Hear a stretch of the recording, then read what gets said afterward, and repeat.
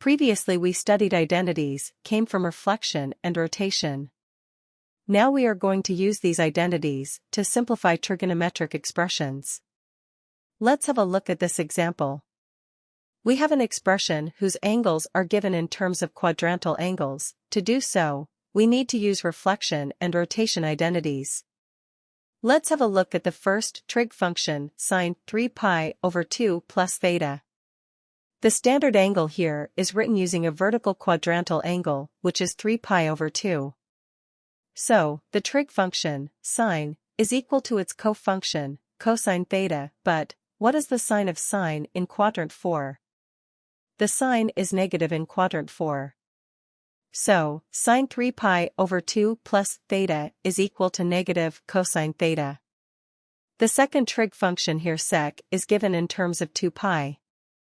2 pi is a horizontal quadrantal angle, so sec 2 pi minus theta is equal to sec theta, and sec is positive in quadrant 4. So, negative cosine theta times sec theta can be simplified using another identities. Sec theta is equal to 1 over cosine theta. Multiplying these gives us negative 1. Let's have a look at another example. We have an expression whose angles are given in terms of quadrantal angles, and we need to simplify it. First, we need to rewrite it using angle theta. Let's have a look at the first trig function, cosine 2 pi minus theta. The standard angle here is written using a horizontal quadrantal angle, which is 2 pi. So, the trig function is equal to cosine theta, and the cosine is positive in the fourth quadrant, so it is positive cosine theta. The second term is cosine pi minus theta. Pi is on the horizontal axis, x, so the trig function is equal to itself, cosine theta. But the cosine is negative in quadrant 2, so we attach negative to the cosine of theta.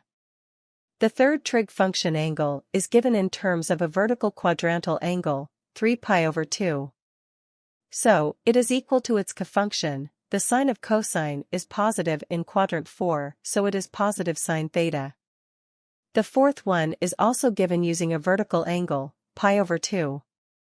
So, the cosine will be sine theta, then we check the sign. What is the sign of cosine in quadrant 2? Cosine is negative in quadrant 2, so we attach negative to sine theta.